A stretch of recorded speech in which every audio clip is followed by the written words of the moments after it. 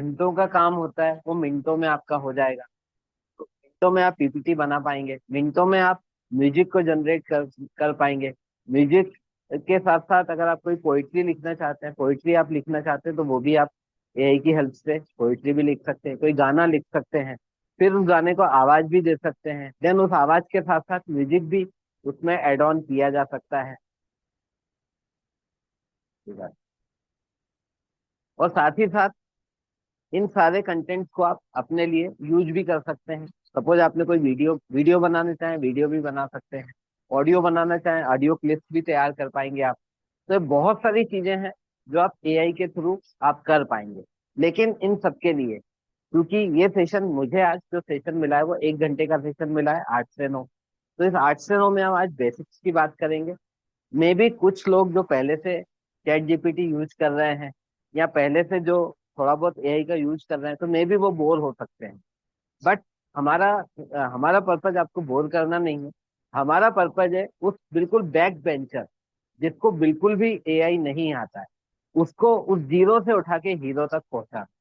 और ये काम डेफिनेटली एक सेशन में नहीं हो सकता। ये कम से कम इसके लिए हमें 5 सेशन चाहिए। और ऋतिक सर जैसा भी हमें परमिट करेंगे, जैसा भी वो फैसिलिटेट करेंगे, उसके आधार पे हम आपको आज 1 घंटे का सेशन देंगे। देन नेक्स्ट आपका बीच में कभी जो होगा वो सेकंड सेशन होगा, एआई पार्ट 2 होगा। देन एआई पार्ट 3 होगा, देन एआई पार्ट 4 होगा, देन एआई पार्ट 5 होगा। तो 5 घंटे का पूरा सेशन होगा। देन आप एआई के साथ बिल्कुल जीरो से हीरो के लेवल पे आ जाएंगे। और जो बिल्कुल भी यूज नहीं कर पाते हैं, पीपीटी नहीं बना पाते हैं एआई के थ्रू, या एआई के थ्रू कोई म्यूजिक कंपोज नहीं कर पाते हैं, या एआई के थ्रू कोई वीडियो बनाना है वो नहीं बना पाते हैं, या कोई इमेजेस जनरेट नहीं कर पाते हैं, वो सब कुछ काम आप कर पाएंगे but at the end of 5th session. तो आज हम स्टार्ट करते हैं। आज हम बिल्कुल जीरो से स्टार्ट करेंगे कि ये एआई की जर्नी कब से स्टार्ट हुई है। आज 2025 चल रहा है। 2025 में हम लोग, आज हम बात कर रहे हैं एआई की और एआई को यूज करने की। पर आपको जान के आश्चर्य होगा कि ये जर्नी कोई 1 साल, 2 साल, 3 साल, 4 साल, 5 साल या 10 साल या 15 साल या 20 साल या 25 साल की नहीं है। ये जर्नी 75 साल लगभग पुरानी है। 1950 में शुरुआत हुई थी एआई की। 1950 में पहली बार सोचा गया कि एआई कैसे होगा, एआई जैसी कोई चीज बन सकती है क्या।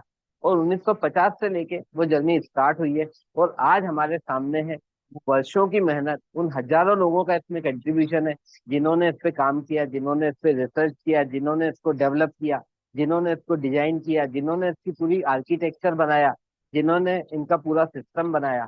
तो डेफिनेटली आज हम एआई को, चैट जीपीटी को यूज करते हैं, फटाक से कोई प्रॉम्प्ट देते हैं, हमें उसका रिजल्ट मिल जाता है।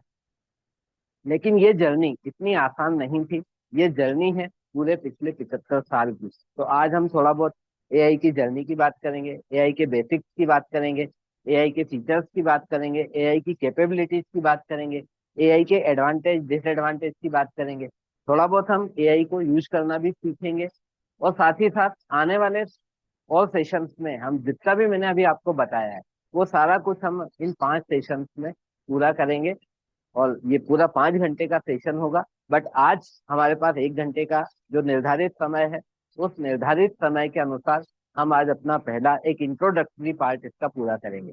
तो चलिए स्टार्ट करते हैं एआई की जर्नी से, कि एआई क्या है।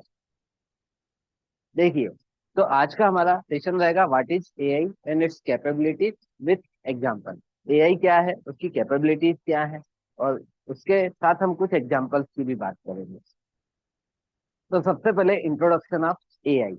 एआई क्या है? तो बेसिकली अगर एआई की बात करें, तो artificial intelligence is a branch of computer science focused on creating machines that can think, learn and act like human। मतलब हम बात कर रहे हैं एआई की। एआई क्या है?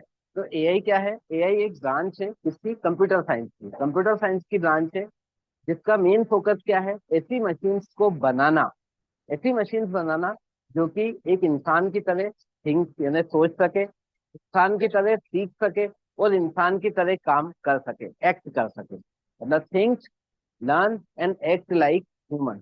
ऐसी मशीन्स को तैयार करना, ऐसी मशीन्स बनाना जो कि इंसानों की तरह सोच सकती है, इंसानों की तरह सीख सकती है, और इंसानों की तरह काम कर सकती है।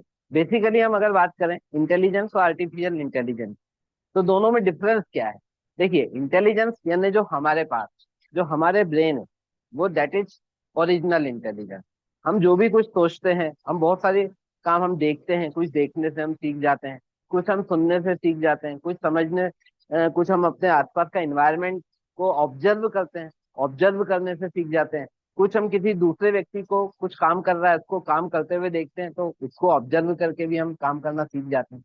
मतलब हम थिंक करते हैं, सोच सकते हैं, लर्न कर सकते हैं और काम कर सकते हैं, एक्ट कर सकते हैं। तो थिंक, लर्न एंड एक्ट। तो ऐसा सोचा गया क्यों ना हम कोई ऐसी मशीन बना लें जो मशीन भी इंसानों की तरह सोच सके, इंसानों की तरह सीख सके और इंसानों की तरह एक्ट कर सके। तो यहाँ से शुरुआत हुई एआई की। तो आर्टिफिशियल इंटेलिजेंस क्या है? Artificial intelligence is a branch of computer science focused on creating machines that can think, learn and act like human। अर्थात कृत्रिम बुद्धिमत्ता कंप्यूटर विज्ञान की एक शाखा है जिसका उद्देश्य ऐसी मशीनें बनाना है जो इंसानों की तरह सोच सके, सीख सके और काम कर सके। अगर एक दूसरी डेफिनेशन हम देखें तो दूसरी डेफिनेशन ये बोल सकते हैं, artificial intelligence means where when machine specially computers are made to think and learn like human. They can learn from experience, find patterns, understanding difficult things and make decision using reasoning. आज हम कुछ भी काम करते हैं तो reasoning से करते हैं। से मैं आपसे अगर कुछ दो संख्याओं को जोड़ने की बात करें तो भाई दिस प्लस दिस, इन दो संख्याओं को आप ऐड करके बताइए, तो यहाँ पे आप अपना दिमाग चलाएंगे, दिमाग से संख्याओं को देखेंगे, देन दोनों को ऐड करने का काम करें। तो यहाँ पे एक्चुअली आपके ब्रेन का रीजनिंग पार्ट एक्टिवेट होगा, जो रीजनिंग और लॉजिकल पार्ट एक्टिवेट होगा। ये दोनों पार्ट एक्टिवेट होके दोनों संख्याओं का टोटल कर लेंगे और टोटल आपको प्रोवाइड करा देंगे। तो ठीक यही काम हम किसके द्वारा कराना चाहते हैं? मशीनों के द्वारा। तो ऐसी मशीनें बनाना, कृत्रिम बुद्धिमत्ता का मतलब है जब मशीनें, खासकर कंप्यूटर, को इंसानों की तरह सोचने और सीखने के लिए बनाया जाता है। वे अनुभव से सीख सकते हैं, पैटर्न्स को पहचान सकते हैं, कठिन चीजों को समझ सकते हैं और तर्क का उपयोग करके निर्णय ले सकते हैं। That is called AI. एक तीसरी डेफिनेशन ये भी बोल सकते हैं, AI helps machine to think, learn, change, and make decisions on their own without much help from human. It is changing the way we use and interact with technology in our everyday life. AI मशीनों को बिना इंसानों की ज्यादा मदद के खुद से सोचने, सीखने और बदलने और निर्णय लेने में मदद करता है। मतलब एआई क्या करता है? आर्टिफिशियल इंटेलिजेंस बेसिकली एक चिप्स के फॉर्म में तैयार किया गया है। एक चिप है जिसमें सोचने की क्षमता, समझने की क्षमता, सीखने की क्षमता, पैटर्न्स को पहचानने की क्षमता उससे आर्टिफिशियली डेवलप की गई है।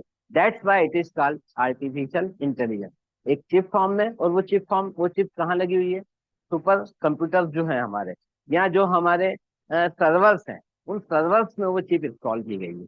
तो जिन मशीन्स में, जिन कंप्यूटर्स में वो चिप इंस्टॉल की जाती है, that machine are called equipped, AI equipped machine. वो एआई इक्विप्ड मशीन होती हैं। और चूंकि वो सर्वर से, हम इंटरनेट के थ्रू हम सर्वर से कनेक्ट होते हैं, तो हम अपनी मशीन पे, अपनी लोकल मशीन पे हम सर्वर से कनेक्ट होके उस एआई वाली मशीन का पूरा पूरा एंजॉय कर सकते हैं। उसकी पूरी कैपेबिलिटीज को हम अपने लोकल कंप्यूटर पे यूज कर सकते हैं। मतलब लैपटॉप पे आज हम कंप्यूटर की बात करें तो लैपटॉप हमारा इंटरनेट से कनेक्टेड है।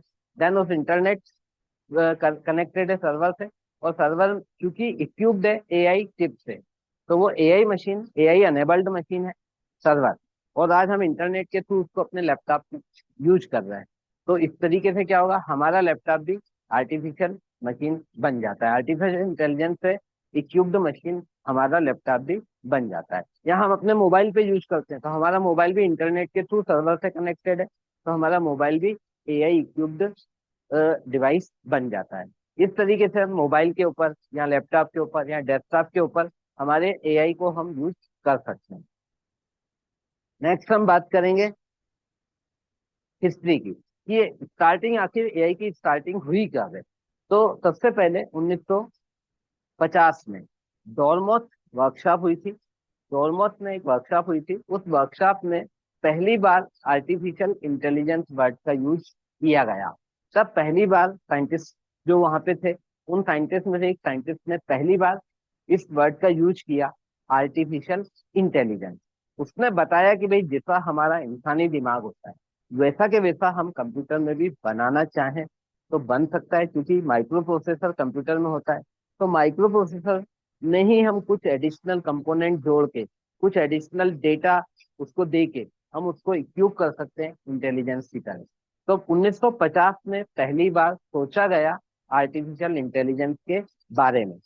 उसके बाद की अगर हम बात करें तो 1980 में, इन 30 सालों में उसके ऊपर काम होना चालू हुआ। और इन 30 सालों में हमारे पास एक्सपर्ट सिस्टम तैयार हो गए। और एक्सपर्ट सिस्टम काफी सारा हमारे क्वेश्चंस का हमें आंसर करने लगे। कुछ कुछ हम उनसे क्वेश्चन करते तो वो हमें प्रॉपर तरीके से एक सुटेबल जो भी आंसर हो सकता है वो आंसर हमें बना के देते। तो इस तरीके से 1980, इन 30 सालों में हमने 1950 से 1980 में, इन 30 सालों में हमने ऐसी मशीन्स डेवलप कर ली, ऐसे एक्सपर्ट सिस्टम हमने डेवलप कर लिए जो हमारी बातों को समझने लगे और उसका आंसर हमें करने लगे। 1997 में डीप ब्लू डिफीट्स कास्पेरो। एक्चुअली कास्पेरो के बारे में आप जानते होंगे कि कास्पेरो क्या है। एक चेस प्लेयर है जो शतरंज का खिलाड़ी है, और वो वर्ल्ड चैंपियन, पूरे विश्व में सबसे अच्छा खिलाड़ी है कास्पेरो। 1997 में एक मशीन डेवलप करी गई जिसमें स्पेशली वो शतरंज उसके साथ खेला जा सकता।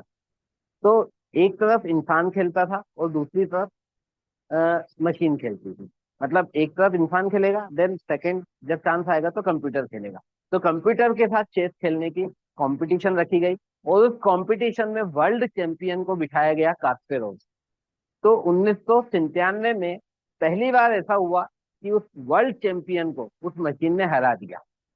तो यहाँ से एक चीज सिद्ध होती है कि अगर किसी वर्ल्ड चैंपियन को हराया जा सकता है, अगर मशीन हरा सकती है, तो फिर मशीन कितना कुछ कर सकती है। यहाँ पे कैपेबिलिटी सामने आई कि अगर आर्टिफिशियल इंटेलिजेंस, ये तो हमने छोटा सा गेम बनाया, और छोटे से गेम में मशीन हमसे एक वर्ल्ड चैंपियन को भी हरा देती है। पूरे वर्ल्ड चैंपियन को हराना अपने आप में एक टफ टास्क होता है, और टफ नहीं, बहुत ज्यादा टफ टास्क होता है। लेकिन उस टास्क को परफॉर्म किया उस मशीन ने। इसका मतलब यहाँ पे एक चीज निकल के आई कि आर्टिफिशियल इंटेलिजेंस में बहुत पावर है, और वो बहुत ज्यादा तेज गति से, इंसानों से 1000 गुना ज्यादा तेज गति से सोच सकता है, समझ सकता है, आंसर कर सकता है। तो वहां से लेके फिर उस पर और ज्यादा तेज गति से काम चालू किया गया आर्टिफिशियल इंटेलिजेंस के ऊपर। और ज्यादा तेज गति से, और ज्यादा बुद्धिमत्ता से, और ज्यादा साइंटिस्ट लगा के उसके ऊपर काम किया गया। और 2010 में डीप लर्निंग का एक बूम स्टार्ट हुआ। 2010 में 2010 में डीप लर्निंग आ चुका था, और डीप लर्निंग के थ्रू कंप्यूटर हमारी बहुत सारी चीजों को, मानव एक इंसान की बहुत सारी चीजों को समझ सकता था, और समझ के उसका आंसर कर सकता था। तो 2010 में डीप डीप लर्निंग का एक बूम आया। और इसको अपन एक थोड़ा सा चार्ट के द्वारा भी देखते हैं। 1950 में, जैसा कि मैंने बताया, कि एक ट्यूनिंग टेस्ट भी बनाया गया। ट्यूनिंग टेस्ट एक्चुअली क्या होता था? ट्यूनिंग टेस्ट होता था मशीन को चेक करने के लिए, हमारी बात को मशीन समझ रही है या नहीं समझ रही है, फिर उसका वो आंसर किस तरीके से कर रही है, क्या आंसर कर रही है, क्या रिस्पॉन्ड कर रही है। तो 1950 में ट्यूनिंग टेस्ट बनाया गया। और ट्यूनिंग टेस्ट यह एक तरीका था यह जांचने का कि क्या कोई मशीन इंसान की तरह सोच और काम कर सकती है, ताकि लोग उनके बीच अंतर कर सकें। तो ये 1950 की बात है। और 1950 से 56 के बीच डोरमॉस वर्कशॉप हुई। उस वर्कशॉप में पहली बार आर्टिफिशियल इंटेलिजेंस प्रोड्यूस किया गया। देन 2000 में 2000 में मशीन लर्निंग और डीप लर्निंग को इस तरह बनाया गया कि कंप्यूटर डेटा से सीख सके और बिना इंसानों द्वारा सीधे प्रोग्राम किए अपने काम में बेहतर बन सके। ये 2000 की बात है। और 2000 के बाद आज की अगर हम बात करें, तो आज आज हमारे बीच ऐसे, आज आर्टिफिशियल इंटेलिजेंस कोई नया शब्द नहीं है। आप में से कई लोग ऐसे होंगे जो आर्टिफिशियल इंटेलिजेंस को ऑलरेडी यूज कर रहे हैं, चैट जीपीटी को ऑलरेडी यूज कर रहे हैं, गूगल जेमिनाई को ऑलरेडी यूज कर रहे हैं। डेफिनेटली हम वो चीजें भी सीखेंगे। बट आज की जो वर्कशॉप है, स्पेशली आज की वर्कशॉप उन लोगों के लिए है जो बिल्कुल जीरो थे, जिनको बिल्कुल भी एआई के बारे में नॉलेज नहीं है, और वो एआई पे काम करना चाहते हैं, एआई को सीखना चाहते हैं। उन लोगों के लिए स्पेशली आज ये वर्कशॉप रखी गई है। तो आप में से डेफिनेटली कुछ लोग ऐसे होंगे जो चैट जीपीटी को यूज कर रहे हैं, जो एआई को यूज कर रहे हैं, तो वो थोड़ा सा पेशेंस रखें। डेफिनेटली आप बहुत कुछ नया सीखने वाले हैं। लेकिन आज वो उसका सेशन नहीं हो पाएगा क्योंकि हमारे पास लिमिटेड टाइम। तो आज हम बेसिक्स की बात करेंगे, देन इसको धीरे धीरे धीरे ग्रेजुअली 5 पार्ट में हमने डिसाइड किया है कि अगले 5 सेशंस में जब भी हमें टाइम मिलेगा, बीच में जैसा भी हमारे ऋतिक सर, हमारे जो फाउंडर हैं ज्ञान कमाओ के, जैसा जब भी वो हमें फैसिलेट करेंगे, जब भी वो हमें इन्फॉर्म करेंगे, तो हम आपके सामने पुनः हाजिर होंगे और अगले इसको इस वर्कशॉप को हम कंटिन्यू करेंगे वहाँ। तो आज हम बेसिक के ऊपर चर्चा करेंगे कि किस तरीके से कंटेंट क्रिएट कर सकते हैं, किस तरीके से हम पीपीटी बना सकते हैं, एक छोटा सा प्रैक्टिकल भी हम यहाँ पे करके देखेंगे और कुछ थ्योरेटिकल पार्ट भी देखेंगे। तो आज की डेट की अगर हम बात करें, तो आज की डेट में एआई अब हमारी रोजमर्रा की जिंदगी का एक हिस्सा बन गया है। इसका उपयोग स्मार्टफोन, स्मार्ट घरों, स्वास्थ्य सेवाओं और दुनिया भर के व्यवसाय में किया जा रहा है। मतलब आज वो हमारे लाइफ का एक पार्ट है।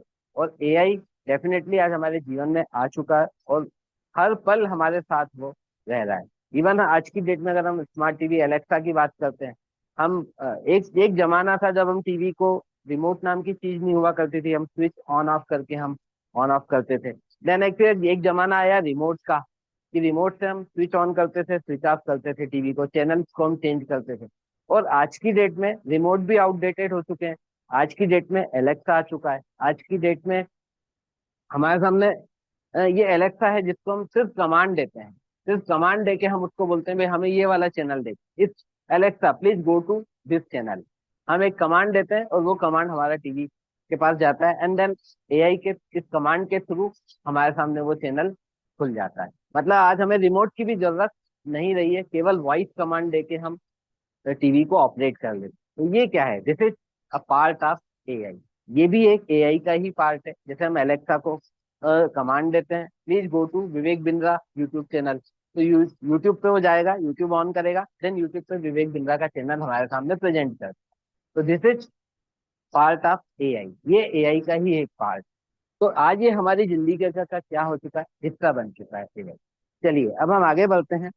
टाइप्स ऑफ एआई की बात करें, तो 3 टाइप के एआई आज की डेट में हम मतलब आज की डेट में हम 3 टाइप के एआई के साथ काम कर रहे हैं। सबसे पहला है नैरो एआई। जैसा कि मैंने अभी आपको एलेक्सा का एक एग्जांपल दिया, तो यहाँ पे क्या है, एलेक्सा क्या कर सकता है, हमारे कमांड को समझ सकता है, देन उस कमांड के अकॉर्डिंग रिस्पेक्टिव चैनल या रिस्पेक्टिव जो भी प्रोग्राम है वो प्रोग्राम हमारे सामने ला सकता है। सपोज मैं उससे एलेक्सा से बोलता हूँ Alexa please play Anupama Anupama Anupama program, तो अनुपमा प्रोग्राम को वो मेरे सामने खोल देगी।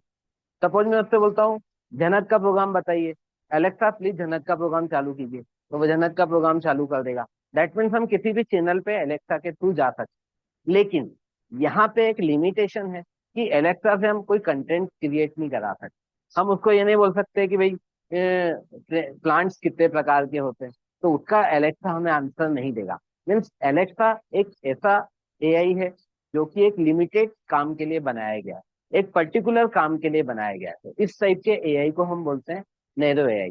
This type of AI made to do one specific job, particular एक स्पेसिफिक जॉब ही आपका परफॉर्म कर पाएगा। तो इस टाइप के एआई को हम बोलते हैं नैरो एआई। देन दूसरा होता है जनरल एआई। जनरल एआई मतलब जैसे आज आप चैट जीपीटी यूज कर रहे हैं या गूगल जेमिनाई यूज कर रहे हैं, तो this is called general AI. AI है इस प्रकार का फिलहाल। This type of AI only an idea of now would be able to think, learn and use knowledge like human.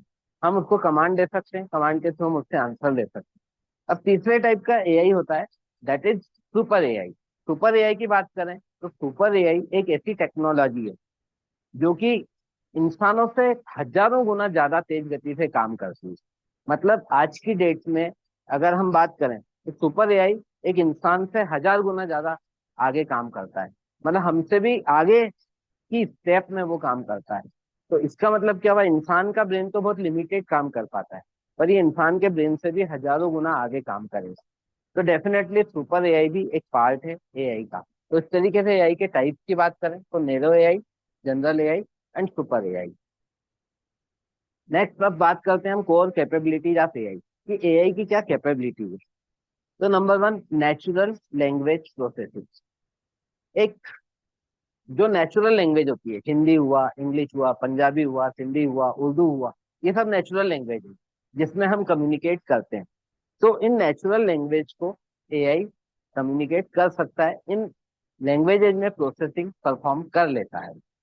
अच्छा, मैं एक जनरल आपसे क्वेश्चन करता हूँ, आप सभी ऑडियंस से, कि आप कितनी भाषाएं जानते हैं। अगर मैं आपसे बात करूं तो आप, इन जनरल एक इंसान होता है ज्यादा से ज्यादा 2 या 3 लैंग्वेजेस जानता है। सपोज हिंदी लगभग सभी लोग जानते हैं, इंग्लिश सभी लोग जानते हैं। इसके अलावा कोई लोकल लैंग्वेज है, सपोज जैसे मैं सिंधी हूँ तो मैं सिंधी जानता हूँ, कोई पंजाबी है तो वो पंजाबी जानता है, कोई मुस्लिम है तो वो उर्दू जानता है, कोई मराठी है तो मतलब कोई महाराष्ट्रियन है तो वो मराठी जानता है। तो इस तरीके से एक लोकल लैंग्वेज हम जानते हैं अपनी, प्लस हिंदी और इंग्लिश, ज्यादा से ज्यादा हम 2 या 3 लैंग्वेजेज में जान प्रोसेस कर सकते हैं डेटा को। लेकिन आपको जान के आश्चर्य होगा कि एआई 40 से भी ज्यादा भाषाओं को सीखता है, समझता है और बोल बोल सकता है। मतलब 40 से भी ज्यादा भाषाएं एआई जानता है, जिसमें वो कम्युनिकेट कर सकता है। इसका मतलब ये हुआ कि आप हिंदी के अलावा इंग्लिश, मराठी, पंजाबी, उर्दू, किसी भी भाषा में, तमिल, तेलुगु, किसी भी भाषा में आप एआई के साथ कम्युनिकेट कर सकते हैं। उसको आप कंटेंट दे सकते हैं, देन वो कंटेंट आपको उस लैंग्वेज में ट्रांसलेट करके रिटर्न कर सकता है। तो 40 से भी ज्यादा भाषाएं वो जानता है। इस बात से ही आप समझ सकते हैं कि आप और मैं ज्यादा से ज्यादा 1, 2 या 3 लैंग्वेजेस जानते हैं। मुझे नहीं लगता कि हम जितने लोग बैठे हैं वो 3 से ज्यादा कोई लैंग्वेज जानता होगा। हार्डली 3, 4, बहुत हुआ तो 4 लैंग्वेजेस, इससे ज्यादा लैंग्वेजेस एक इंसान नॉर्मली नहीं समझता है। लेकिन एआई 40 से भी ज्यादा लैंग्वेजेस को जानता है और 40 से भी ज्यादा लैंग्वेजेस में वो प्रोसेस कर सकता है। This is the basic capacity of AI. तो एआई की एक इतनी मजबूत कैपेसिटी की वो 40 से ज्यादा भाषाओं को सीखता है, सीख चुका है, समझ सकता है और उसमें कम्युनिकेट कर सकता है। This is the first core capability of AI. Second, हम कैपेसिटी की बात करें तो कंप्यूटर विजन। जैसे हम आंखों से देखते हैं, हमारा जो एआई है वो कंप्यूटर में हमारे कैमरे होते हैं, उन कैमरों से वो देखता है। आज हम बात कर रहे हैं ड्राइवरलेस कार्स की। तो ड्राइवरलेस कार्स की अगर हम बात करते हैं तो सोचने वाली बात है कि जब रोड पे एक ऐसी कार दौड़ेगी जो जिसमें ड्राइवर नहीं होगा, तो वो आखिर कैसे कैसे चलेगी, कैसे वो सामने आती गाड़ियों को देख पाएगी। तो डेफिनेटली उसमें विजन होगा, उसमें कैमरा लगा होगा और वो इंटेलिजेंट कैमरा होगा। साथ ही साथ उसमें कई सारे चिप्स लगे होंगे, मॉड्यूल्स लगे होंगे, जो सारी उसको ऑपरेट करने में हेल्प करेंगे। तो कंप्यूटर विजन अपना कैमरा होगा जो कि उसके लिए आंखों का काम करेगा और जिसके थ्रू ड्राइवरलेस कार्स चल पाएंगी। तो ड्राइवरलेस कार्स में कंप्यूटर विजन इंस्टॉल रहता है। That is the second core capability of AI. ये एआई की सेकंड कैपेसिटी है, दैट मीन्स कंप्यूटर विजन। तीसरी चीज हम बात करें तो machine learning and deep learning. बहुत सारे डेटा से इसको ट्रेंड किया गया है, बहुत सारी। अच्छा, अब एक जनरल अपन बात करते हैं कि हम लोग, हमारे पास जितना भी ज्ञान है, हमारे पास जितना भी नॉलेज है, आखिर वो नॉलेज आया कहाँ? तो डेफिनेटली वो नॉलेज आया है बचपन से। कई कई चीजें हम देख के सीखे हैं, कई चीजें हम स्कूल में पढ़ के सीखे हैं, कई चीजें हम किताबें पढ़ के सीखे हैं। तो अब किताबों की अगर बात आती है तो किताबें, the books are basic source of knowledge. कोई भी नॉलेज आपको लेना है तो बेसिक आपको नॉलेज कहाँ से मिल सकता है? वो नॉलेज आपको मिल सकता है बुक्स। तो बुक्स एक ऐसी चीज होती है जो ज्ञान का अथाह भंडार होती है और वहां से आप बहुत सारा ज्ञान ले सकते हैं। और हमने सीखा भी है, हमने बचपन से कई सारी किताबें पढ़ी। हमारी शुरुआत ए फॉर एप्पल से हुई है और आज हम एआई तक की बात कर रहे हैं, एआई को डेवलप कर रहे हैं। इसकी शुरुआत तो एबीसी से हुई थी, कभी ना कभी एबीसी हमने पढ़ना सीखा था। और आज की डेट में हम एआई को देख रहे हैं, एआई को समझ रहे हैं, एआई के थ्रू काम कर रहे हैं। तो उस एबीसी से लेके आज एआई तक का हमने सफर तय किया है मानव सभ्यता ने। तो आखिर वो ये चीजें आई कहाँ? तो एबीसी से शुरुआत हुई। तो ठीक इसी तरीके से बुक एक बहुत बड़ा नॉलेज का सोर्स होता है। सपोज एक क्वेश्चन मैं आपसे करता हूँ कि आपने अपनी लाइफ में कितनी बुक्स पढ़ी हैं अभी तक? तो अगर आप काउंटिंग की बात करेंगे ना तो nursery, KG 1, KG 2, then graduation तक या पोस्ट ग्रेजुएशन या डॉक्टरेट तक मुश्किल से आपने 200 या 300 किताबें पढ़ी। लेकिन आपको जान के आश्चर्य होगा कि लाखों किताबें एआई को पढ़ाई गई हैं और उन लाखों किताबों का जो नॉलेज है वो एआई के पास है। आज हम जब चैट जीपीटी को एक कमांड देते हैं, तुरंत वो हमें उसका आंसर बना के दे देता है, तुरंत हमें पॉइंट निकाल के दे देता है। तो आखिर वो कैसे कर पाता है? क्योंकि उसको लाखों किताबों का उसके पास नॉलेज है, लाखों किताबें उसको पढ़ाई गई हैं। तो ये कहलाता है deep learning and deep machine machine learning. Machine ने इन सारी किताबों को पढ़ा है, सीखा है, समझा है और आज उसके पास वो पूरा नॉलेज है। उस डेटा के आधार पे, जो उसके पास डेटा उसको पढ़ चुका है, जो उसके पास मेमोरी में वो चीजें हैं, वहां से उस एक्सपीरियंस से वो अपने को आंसर करता है किसी भी चीज का। This is the third capacity of AI. And fourth की बात करें तो रोबोटिक्स। आज की डेट में हम रोबोट्स देख रहे हैं, कई सारे ऐसे घरेलू काम करने के लिए हमारे पास रोबोट्स आ गए हैं, फैक्ट्रीज में काम करने के लिए रोबोट्स अवेलेबल हैं। इवन इंडिया में भी कई ऐसे रोबोट इंस्टॉल हो चुके हैं जो कि ऑलरेडी सक्सेसफुली फैक्ट्रीज में काम कर रहे हैं, जो कि घरों में काम कर रहे हैं, ऐसे इंस्टॉल हो चुके हैं। तो robotics is also part of AI, ये भी एक कोर कैपेबिलिटी है एआई की। देन नेक्स्ट अगर बात करें तो प्रिडिक्टिव एनालिसिस। आज जैसे कैमरे के थ्रू, सैटेलाइट में कैमरे लगे हैं, देन वहां से वो पूरा पोजीशन देखते हैं कि कितने बादल हैं, कितने कहाँ पे बादल हैं, तो वो प्रिडिक्ट करके हमें बता देते हैं कि यहाँ पे ज्यादा बादल है तो यहाँ पे पानी गिरने की संभावना है, और एक जगह बादल नहीं है मतलब उस एरिया में पानी गिरने की संभावना नहीं है। तो हमें प्रिडिक्शन कैसे मिल जाता है, कैसे प्रिडिक्ट हो जाता है? जस्ट बिकॉज क्योंकि सैटेलाइट में कैमरे लगे हुए हैं, वो पूरे डेटा को देखता है, पूरे पोजीशन को देखता है, पूरे एनवायरनमेंट को देखता है। देन वो प्रिडिक्शन दे देता है, भविष्यवाणी कर देता है कि भाई इस एरिया में भारी वर्षा होने की संभावना है, या इस एरिया में कम बारिश होगी, इस एरिया में सूखा रहेगा, इस एरिया में बारिश नहीं होगी। तो predictive analysis, this is the core capability, another core capability of AI. तो अगर हम कैपेबिलिटीज की बात करें तो natural language processing, computer vision, machine learning, robotics, predictive analysis, ये सब कुछ क्या है? ये सब कुछ हमारे पास, ये सब किसकी देन है? ये सब फीचर्स हैं, कोर कैपेबिलिटीज हैं एआई की। रियल वर्ल्ड एग्जाम की बात करें तो रियल वर्ल्ड में आज हम देखते हैं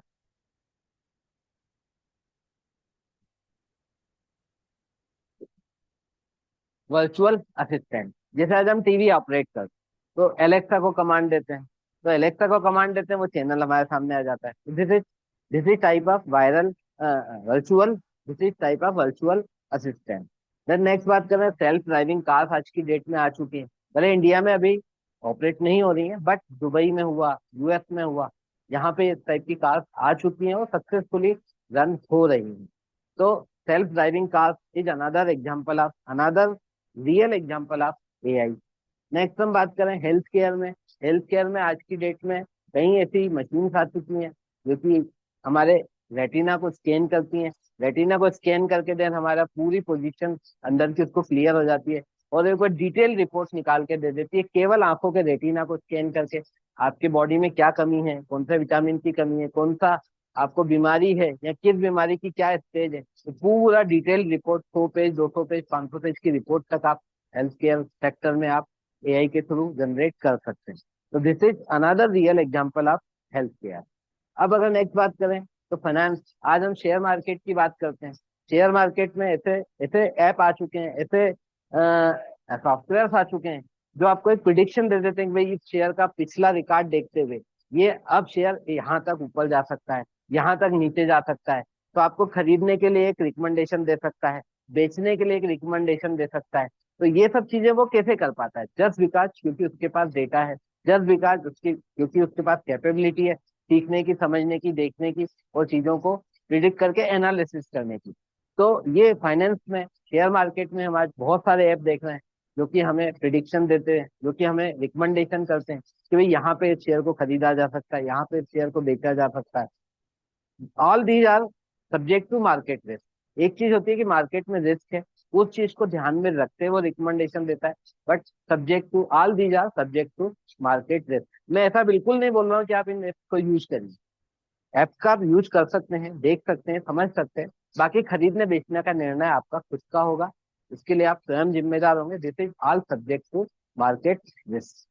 तो ये रियल वर्ल्ड के एग्जाम्पल्स हैं, वर्चुअल असिस्टेंट हुआ, सेल्फ ड्राइविंग कार्स हुआ, हेल्थ केयर हुआ, फाइनेंस हुआ, या फिर इंटरटेनमेंट हुआ। आज हम इंटरटेनमेंट इंडस्ट्री की बात करते हैं तो कई ऐसे सॉफ्टवेयर आ चुके हैं कि आप रा वीडियो उसको दीजिए, रा वीडियो में वो देख लेगा कि कहाँ कहाँ पे आदमी चुप रहा है। जितनी देर वो चुप रहा है वो अपने आप उस ब्लैंक पार्ट को कट कर देगा, ऑटोमेटिकली एडिट कर देगा, ऑटोमेटिकली उसमें कुछ मोशंस भी ऐड कर सकता है जहां जहां हम उसको कमांड देते हैं। तो ऑटोमेटिक एडिटिंग के सॉफ्टवेयर आ गए हैं, ऑटोमेटिक इमेज जनरेटर के सॉफ्टवेयर आ चुके हैं, ऑटोमेटिक वीडियो जनरेटर के सॉफ्टवेयर आ चुके हैं हमारे पास। तो इंटरटेनमेंट के फील्ड में भी एआई बहुत तेजी से काम कर रहा है। तो आज की डेट में, एक जमाना था जब हम कंप्यूटर की बात करते थे, बोलते थे कि यार कंप्यूटर है तो कंप्यूटर बहुत सारे काम कर सकता है, लेकिन आज की डेट में कंप्यूटर भी आउटडेटेड है। कंप्यूटर से अगली स्टेप आ गई है आज की डेट में एआई। और एआई आज वो सारे काम कर रहा है जो एक कंप्यूटर करता है। डेफिनेटली हम एआई को भी यूज कंप्यूटर पे ही करते हैं, ऑफकोर्स मोबाइल पे भी कर सकते हैं, लैपटॉप टैब टैब पे भी हम यूज कर सकते हैं। तो मल्टीपल डिवाइसेस पे हम एआई का यूज आज की डेट में कर सकते हैं। बेनिफिट्स ऑफ एआई की बात करें तो पहला बेनिफिट है, सबसे पहला बेनिफिट है इंक्रीज इफिशिएंसी एंड प्रोडक्टिविटी। हमारी इफिशिएंसी को उसने बढ़ा दिया है, हमारी प्रोडक्टिविटी को एआई ने इनहेंस कर दिया है। बहुत तेजी से हम काम कर सकते हैं, जो काम हम घंटों में करते हैं उसको मिनटों में हम परफॉर्म कर सकते हैं। नेक्स्ट बेनिफिट है इसका रिड्यूस ह्यूमन एरर। कहीं हम कोई कैलकुलेशन कर रहे हैं तो ह्यूमन माइंड से मिस्टेक होना स्वाभाविक है, लेकिन मशीन कभी भी मिस्टेक नहीं करेगी। तो हमारी जो ह्यूमन एरर्स होती है उनको वो रिड्यूस कर देता है। अगर कोई काम हम एआई के थ्रू कराते हैं, कोई टोटल है हम एआई के थ्रू कराते हैं, तो एआई के थ्रू जो टोटल होगा that is more accurate in compare to a human. एक ह्यूमन से कई गुना ज्यादा शुद्धता से वो काम करता है, तेजी से काम करता है, बहुत जल्दी रिजल्ट देगा और एकदम सटीक रिजल्ट, एकदम सही रिजल्ट आपके सामने आए। जबकि ह्यूमन है तो एरर्स भी हो सकती है, तो ह्यूमन एरर को रिड्यूस करता है एआई। तीसरी हम बात करें तो स्केलेबल सॉल्यूशन। स्केलेबल का मतलब होता है एक बड़े लेवल पे उसको बड़े पैमाने पर काम करना। जैसे आज हम बात करते हैं कोई पेंटर है, एक पेंटर है, अपने सपोज उसने पेंटिंग बनाना स्टार्ट किया तो दिन में वो कितनी पेंटिंग बनाएगा, 1 2 3 4 5 10। लेकिन अगर एआई की बात करें तो वो हजारों पेंटिंग एक दिन में जनरेट कर सकता है। इसका मतलब क्या हुआ, इसका मतलब सिंपल है कि स्केलेबल की बात आएगी तो जहां हमें स्केल पे कोई काम करना होगा तो वहां हमें किसकी हेल्प लेना होगी, वहां पे हमें हेल्प लेना होगी एआई की। सपोज यार जैसे वीडियो रिकॉर्डिंग की बात आती है, हम कैमरा लेके शूट करने निकलते हैं तो हम 2 घंटे 3 घंटे 4 घंटे 5 घंटे शूट कर सकते हैं। 5 घंटे का शूट करेंगे ना तो 5 घंटे का हमारा रिकॉर्डिंग होगा। लेकिन अगर आप बात करेंगे एआई की तो एआई 1 मिनट में पता नहीं कितने घंटे की वीडियो जनरेट करके आपको दे सकता है। मतलब घंटों की रिकॉर्डिंग का समय मिनटों में तैयार होता है, मतलब घंटों का वीडियो आपको कुछ 2 या 4 या 5 मिनट में तैयार करके वो दे देगा। 1 घंटे का किसी टॉपिक पे वीडियो बनाना है, हार्डली उसको 2 या 4 मिनट लगेंगे और आपके सामने पूरा 1 घंटे का वीडियो तैयार करके दे, जो कि रियल लाइफ में पॉसिबल नहीं है। आप किसी टॉपिक पे वीडियो बनाना चाहते हैं तो आपको 1 घंटे का अगर वीडियो है तो आपको 1 घंटे शूट करना पड़ेगा, देन एडिटिंग टाइम लगेगा 4 से 5 घंटे, आपको 6 घंटे उसमें एडिटिंग में भी लग सकते हैं। तो 6 से 7 घंटे के बाद वो रेडी आपके सामने रेडी हो। जबकि अगर वही वीडियो हम एआई के थ्रू जनरेट कराते हैं तो कुछ 5 या 10 मिनट में हमें पूरा के पूरा एडिटेड वीडियो प्रोवाइड वो करा सकता है। तो इस तरीके से स्केलेबिलिटी की बात आती है तो वहां पे एआई की बात हम करते हैं। देन सपोर्टिव सपोर्ट इनोवेशन, अलग अलग टाइप के इनोवेशन आपको चाहिए। हमारा माइंड है इनोवेशन की बात आती है, जब कुछ नवाचार की बात आती है, कुछ नए नए सोच की बात आती है तो हमारा दिमाग एक लिमिटेड एडिशन है, लिमिटेड काम कर सकता है। जबकि एआई के पास करोड़ों बुक्स का डेटा है, करोड़ों बुक्स का आपके पास नॉलेज है, करोड़ों एक्सपीरियंसेस उसको हमने दिए हुए हैं। तो वो उन एक्सपीरियंस के बेस पे वो फास्टली भी कोई नया आइडिया आपको दे सकता है। सपोज आप कोई बुक लिखना चाहते हैं, उसका टाइटल आप देखना चाहते हैं कि उसका टाइटल क्या होना चाहिए, आप उसको सब्जेक्ट दीजिए, देन वो आपको मिनटों में आपको टाइटल की लिस्ट दे देगा। आप उससे बोलेंगे मुझे 10 टाइटल बताइए तो 10 टाइटल आपको सोच के बता देगा। उतनी जल्दी आपका दिमाग 10 टाइटल तैयार नहीं कर सकता जितना जल्दी एआई जनरेट कर सकता है। That means this is supports innovation. तो these are the benefits of AI, ये एआई के हमारे बेनिफिट्स हैं। ऑफकोर्स चैलेंजेस भी हैं, रिस्क भी हैं, तो ये चीजें हैं। अ, अगर चैलेंजेस एंड रिस्क की बात करें तो बायस एंड फेयरनेस इश्यूज, ऐसा जरूरी नहीं है कि आपको एआई बिल्कुल परफेक्ट आंसर दे। कई बार हम किसी की भावनाओं को समझते हैं। सपोज हमें कोई गाना लिखना है, किसी व्यक्ति की सिचुएशन पे गाना लिखना है, उस व्यक्ति की सिचुएशन को हमारा इंसानी दिमाग ज्यादा अच्छे से समझ सकता है, उसकी भावनाओं को हम ज्यादा अच्छे से समझ सकते हैं। इसलिए उसके ऊपर जब हम गाना लिखेंगे, मतलब इंसान एक गाना लिखेगा, तो that will be more accurate in compare to AI. क्योंकि एआई है, आखिर तो वो डेटा के ऊपर डिपेंड है, तो डेटा के बेस पे वो फीलिंग्स को बिल्कुल एक्यूरेट वैसा के वैसा नहीं उतार सकता। तो हो सकता है कि उसकी सिचुएशन के आधार पर वो सही गाना आपको ना बना के दे। दैट इज बायस इंफॉर्मेशन, मतलब कुछ गलत इंफॉर्मेशन बना के दे सकता है, आधी अधूरी दे सकता है, फेयरनेस उसमें नहीं हो सकती। जबकि ये सब चीजें इंसान जब काम करेगा तो वो फेयर तरीके से करेगा, इंसान फीलिंग्स को अच्छे से समझ पाएगा, इंसान सिचुएशंस को अच्छी तरीके से एनालाइज कर पाएगा, देख पाएगा, समझ पाएगा। तो जब इंसान उस चीज को उतारेगा पेपर पे, तो वो ज्यादा एक्यूरेट होगा in compare to AI. This is the challenge and risk of AI. Next हम बात करें तो जॉब डिस्प्लेसमेंट। क्योंकि आज की डेट में एआई इतना तेज गति से काम कर रहा है कि एक व्यक्ति का काम, दसों व्यक्तियों का काम एआई अकेला कर सकता है। तो हम क्यों 10 व्यक्तियों को हम नौकरी पे रखें। तो इस तरीके से क्या होगा, धीरे धीरे नौकरियां खत्म होती जाएंगी, और खत्म होके उसका काम कौन करने लगेगा, रोबोट करने लगेगा, या उसका काम एआई करने लगेगा। कंटेंट क्रिएशन का काम हुआ, आज की डेट में कई ऐसे न्यूज न्यूज चैनल्स हैं जो फेसलेस न्यूज चैनल्स हैं, लेकिन उसमें एआई के थ्रू वीडियो जनरेट हो रहा है, एआई के थ्रू पूरा एडिटिंग हो रहा है, एआई के थ्रू पूरा कैप्चर हो रहा है। मतलब काम करने वाले जहाँ 50 लोग काम करते थे, अब मुश्किल से 5 लोग हैं जो एक्सपर्ट हैं, बस वही लोग काम कर रहे हैं, और वो एआई की हेल्प से सारा काम कर पा रहे हैं। मतलब यहाँ पे क्या हुआ, जहाँ 50 लोग जॉब करते थे, वहां पे 45 लोगों का जॉब चला गया, केवल 5 लोग काम, 5 लोगों के लिए जॉब। तो इस तरीके से जॉब डिस्प्लेसमेंट ये एक रिस्क है एआई का। नेक्स्ट हम बात करें डेटा प्रिवेसी एंड सिक्योरिटी। आज हम डेटा देते चले जा रहे हैं, उससे क्वेश्चन पूछते चले जा रहे हैं, तो ये हमारा एक तरीके से पूरा प्राइवेट डेटा भी उसके पास, कई लोग अपने प्राइवेट क्वेश्चंस भी एआई से पूछने लगे हैं, देन उससे सजेशंस लेने लगे। तो डेफिनेटली वहां पे हमारा प्राइवेसी का कहीं ना कहीं इशू आगे जाके बन सकता है। तो प्राइवेसी एंड सिक्योरिटी का इशू आ सकता है। Then ethical ethical use, ethical dilemmas. मतलब क्या होता है, आज की डेट में आपने देखा होगा कई फ्रॉडस्टर्स, जो फ्रॉड लोग हैं, वो लोग भी एआई का यूज करके नए नए टाइप के फ्रॉड कर रहे हैं, नए नए तरीके से लोगों को लूट रहे हैं। कई लाखों रुपए का नुकसान डेली हो रहा है just because of cyber fraud की वजह से। उसमें से कई लोग पकड़ में आते हैं, कई लोग पकड़ में नहीं आते। तो ये भी क्या है, एक तरीके से एआई का मिस यूज वो लोग कर रहे हैं। तो ये एक एथिकल इशू की बात आती है, एथिकल यूज की बात आती है।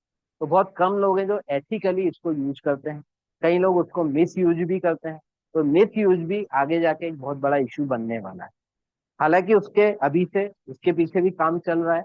आने वाले समय में उन साइबर फ्रॉड को रोकने के लिए भी एआई की मदद से ही कई चीजें तैयार की जा रही है, जिसमें कई साइंटिस्ट लगे हुए हैं। तो उसके भी रिजल्ट हमारे सामने होंगे। आने वाले समय में एआई को और सिक्योर बनाया जाएगा। बट आज की डेट में कहीं ना कहीं ये साइबर सिक्योरिटी का मामला होता है, तो एथिकल यूज न होने की वजह से उसके मिस यूज भी हो रहा है, और वो मिस यूज भी एक सामान्य आदमी के लिए नुकसानदायक हो रहा है। तो that is also a challenge and risk of AI. तो ये चैलेंज है एआई का, और ये रिस्क है एआई की। अभी फ्यूचर ऑफ एआई भी है। तो ये कुछ चीजें हैं जो हम कंटिन्यू पढ़ेंगे नेक्स्ट समय में भी।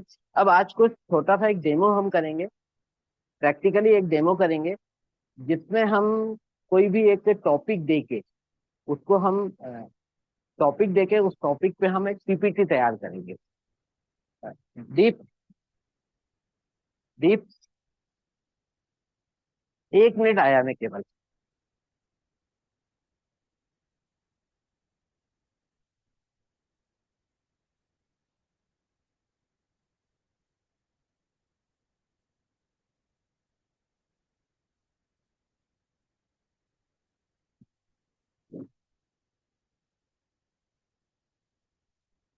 देखिए, आज हम जब बात करते हैं एआई इतना सारा काम कर रहा है, अब मैंने काफी सारा आपको थ्योरी पार्ट बताया, एक छोटा सा प्रैक्टिकल अपन आज और करेंगे, क्योंकि हमारे पास लिमिटेड टाइम है।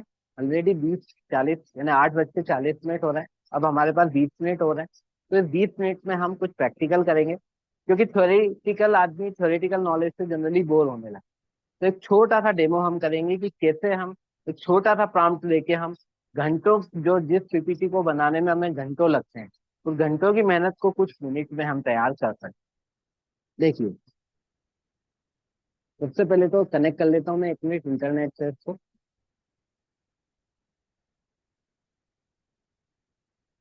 मेरे मोबाइल से मैंने इसको कनेक्ट किया इंटरनेट के द्वारा।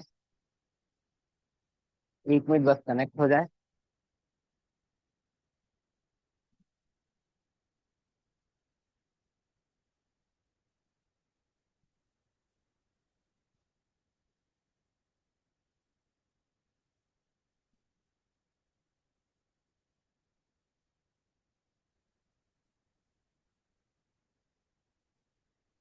ये इसमें आ नहीं रहा है ठीक है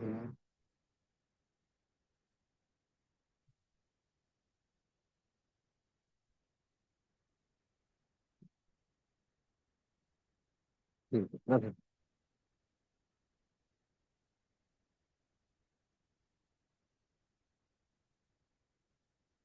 तो सबसे पहले देखिए हम ब्राउजर में जाएंगे।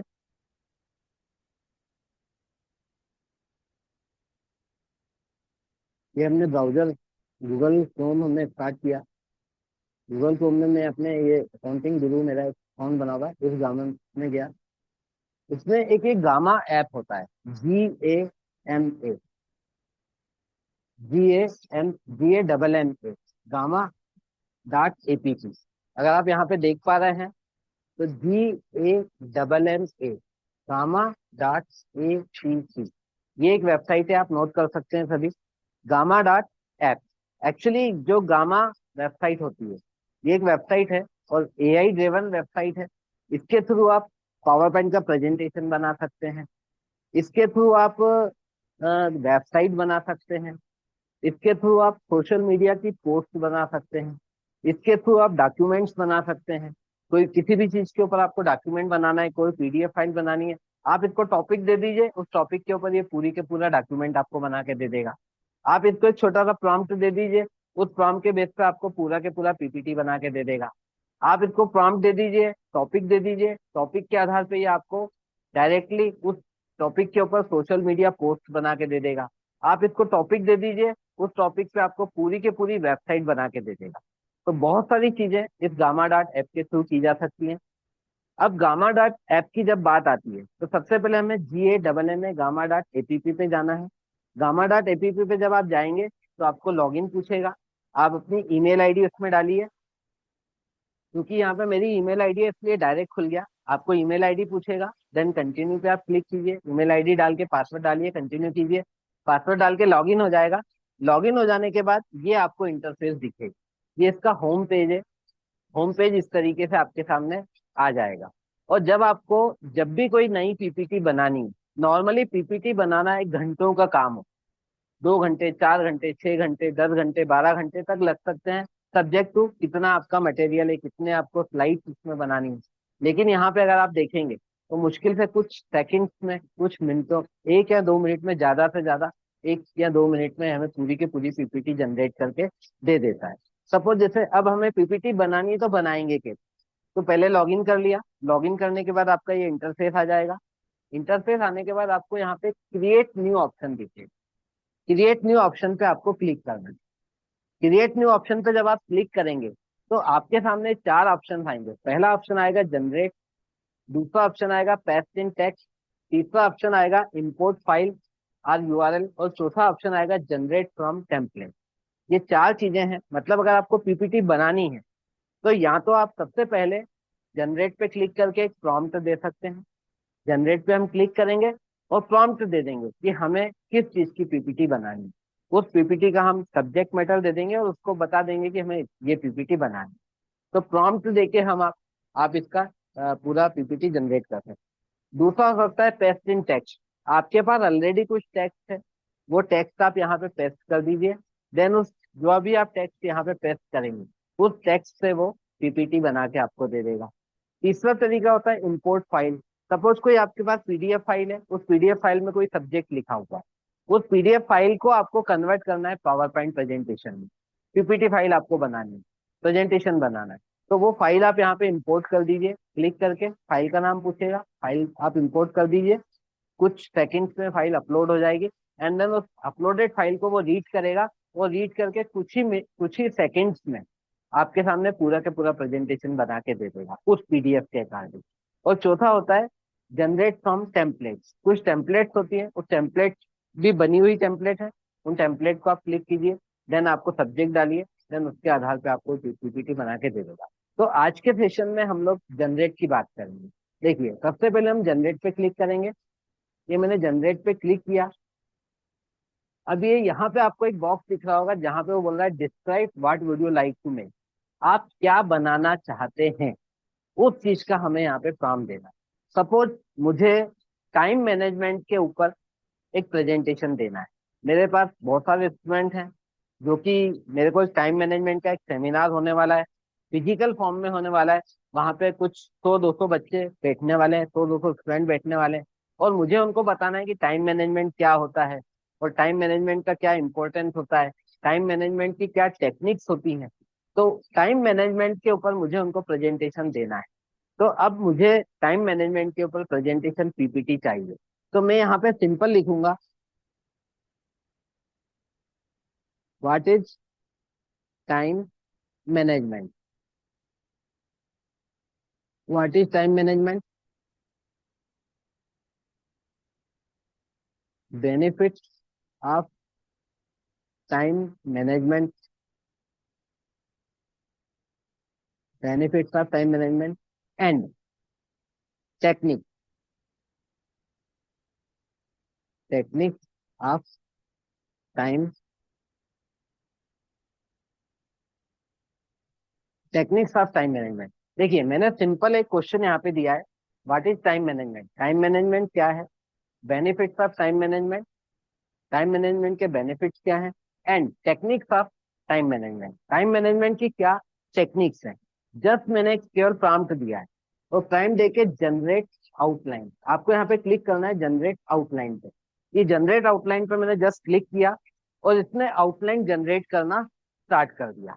देखिए ये उसने स्लाइड्स बना दी, मतलब आउटलाइन बना दी। पहली स्लाइड में वो लिखेगा mastering time management, unlock your productivity and balance. Second slide में लिखेगा what is time management. Third में लिखेगा why time management matters in India today. और दोस्तों चौथे स्लाइड में top benefits of effective time management और real impact from stress to success.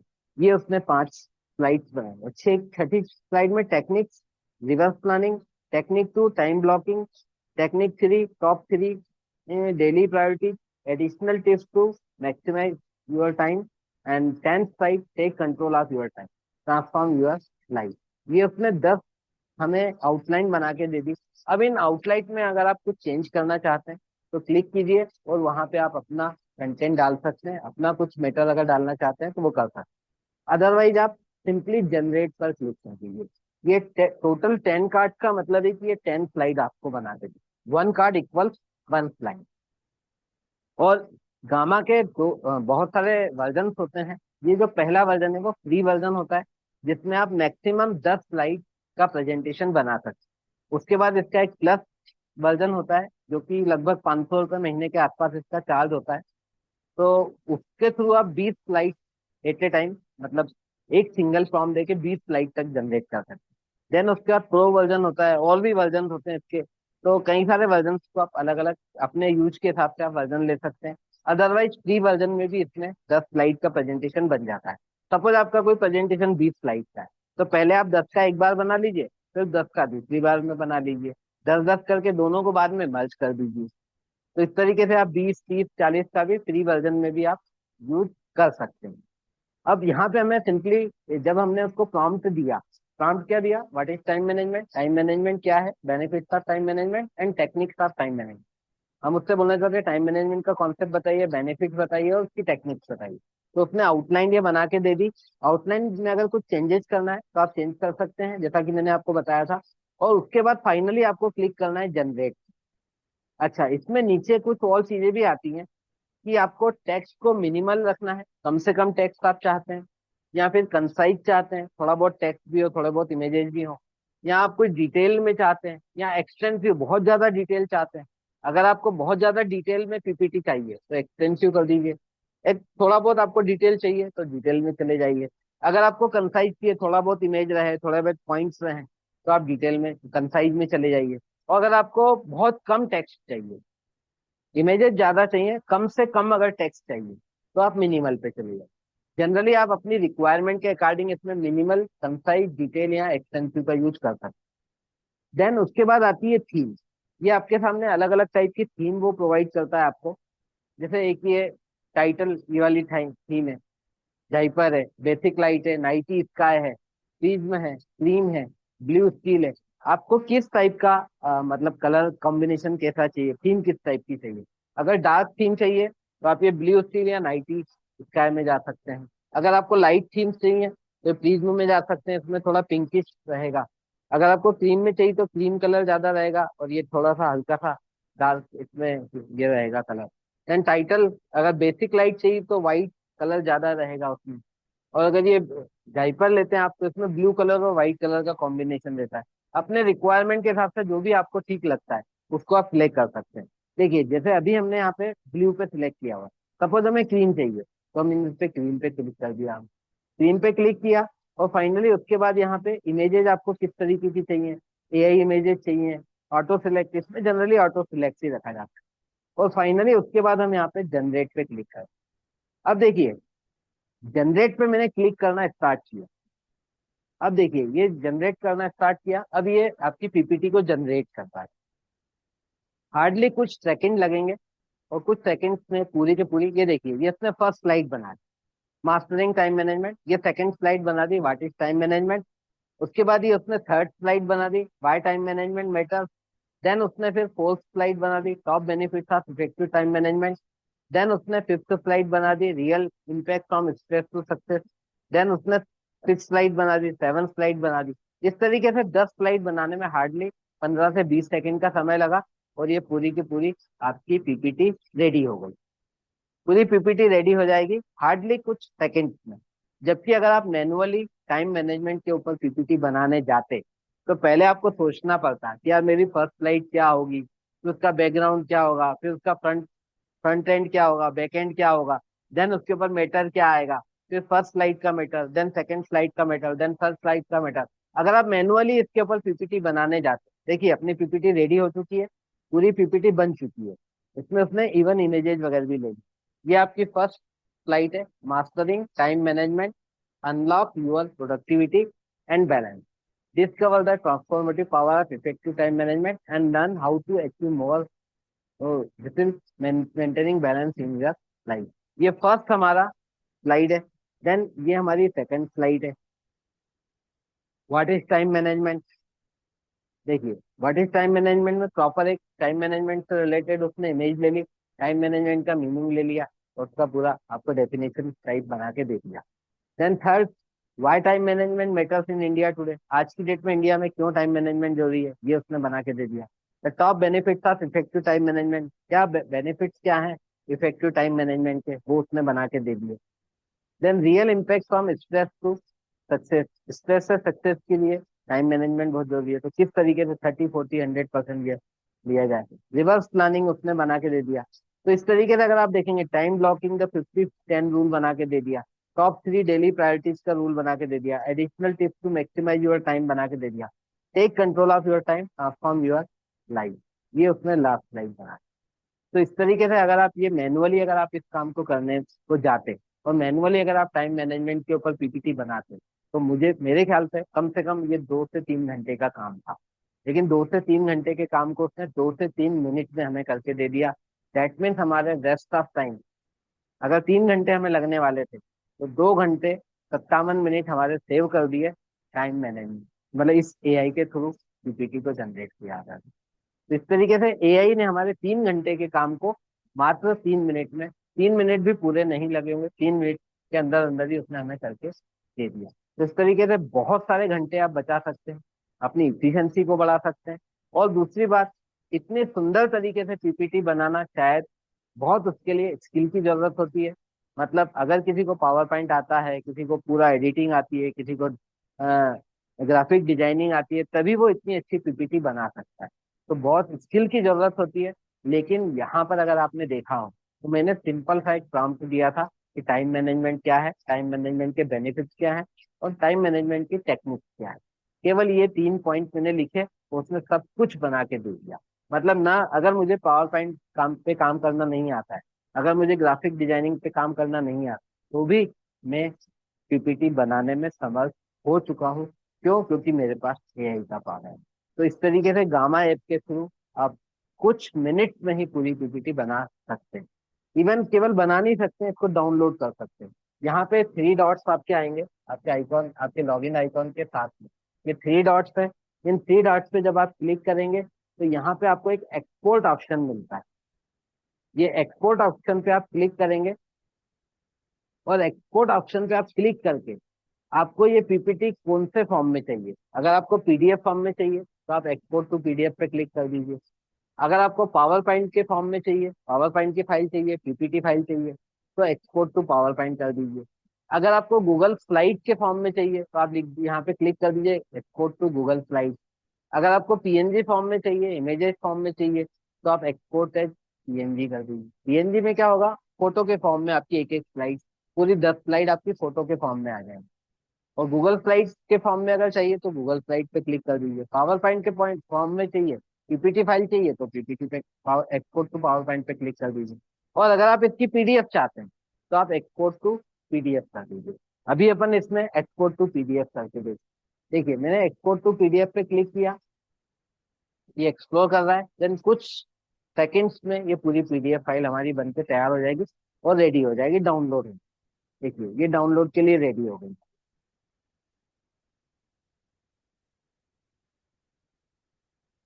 यहाँ पे क्लिक करेंगे, क्लिक टू डाउनलोड, और इस तरीके से हमारी ये पूरी पीडीएफ फाइल डाउन। देखिए ये हमारी पीडीएफ फाइल। यहाँ पे हम क्लिक करके यहाँ से भी अगेन डाउनलोड कर सकते हैं। उसको दोबारा डाउनलोड करना है तो दोबारा यहाँ से भी इसको डाउनलोड किया है। अदरवाइज ये डिफॉल्ट आपका जो डाउनलोड फोल्डर होता है, डाउनलोड फोल्डर में आपकी ये फाइल आ चुकी है। ये पूरा प्रेजेंटेशन है जो पीडीएफ फॉर्म में हमने बनाया। ये देखिए आ गया, mastering time management, your productivity and balance at PDF. ये पीडीएफ फाइल है आपकी टाइम मैनेजमेंट की। ये फर्स्ट स्लाइड, ये सेकंड स्लाइड, ये third slide, fourth, fifth, six, seven, eight, nine, 10, ये 10 स्लाइड आपकी पीडीएफ फॉर्म में पूरी डाउनलोड हो चुकी। अब अपन वापस गामा पे जाते हैं। ये हम गामा पे वापस आए, यहाँ से हम इसको क्लोज कर देंगे।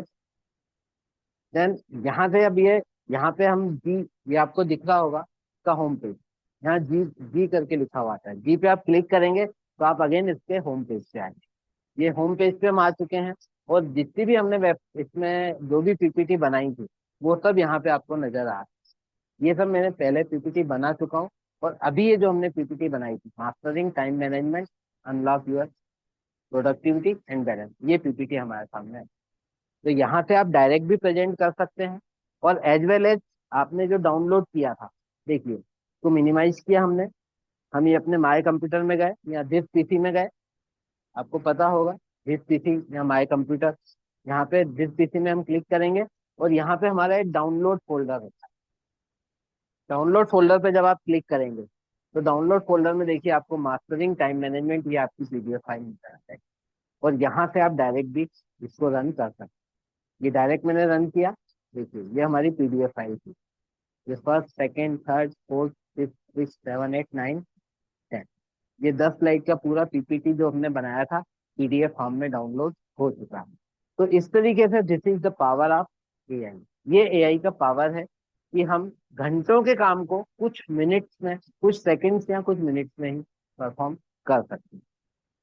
और अब हमारे 9 बज चुके हैं, पूरा टाइम हमारा पूरा होता है। मैं उम्मीद करता हूँ कि आपको एआई के बेसिक्स के बारे में कुछ सीखने को मिला होगा। साथ ही साथ आपने पीपीटी बनाना सीखा। अब आप हैंड्स ऑन प्रैक्टिस कर सकते हैं। आपको जो भी टॉपिक आपका पसंद है उस टॉपिक पे आप पीपीटी बनाकर देखिए और कमेंट कीजिए। और कोई भी अगर आपको क्वेश्चन आता है तो वो आप हमें ईमेल पे आप क्वेश्चन भेज सकते हैं।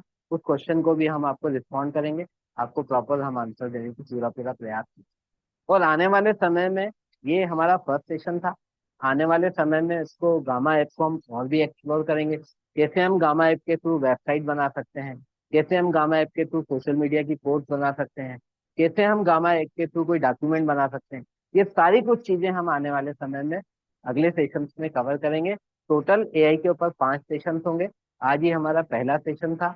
और बीच में जब भी हमारे फाउंडर सर, ऋतिक सर जब भी हमें आदेश करेंगे उसके हिसाब से हम आपके सामने दोबारा उपस्थित होंगे। और आपको सेकंड पार्ट भी इसका, इसके सेकंड पार्ट से भी आपको बहुत कुछ सीखने को मिलेगा। और मैं उम्मीद करता हूँ कि आपको बहुत कुछ आज के सेशन में बहुत सारी चीजें आपको पता चली होंगी। और आप हैंड्स ऑन प्रैक्टिस आप इसको करके देखिए। जितना अच्छा आप प्रैक्टिस मेक्स अ परफेक्ट, जितना ज्यादा आप प्रैक्टिस करेंगे उतना बेहतर तरीके से आप रिस्पॉन्ड कर पाएंगे एआई को और चीजों को सीख पाएंगे। तो एनीवे, सबका थैंक यू। आपने बहुत बहुत पेशेंस के साथ मुझे सुना और पेशेंस के साथ आपने चीजों को सीखा। तो आप सभी का बहुत बहुत धन्यवाद। Thank you.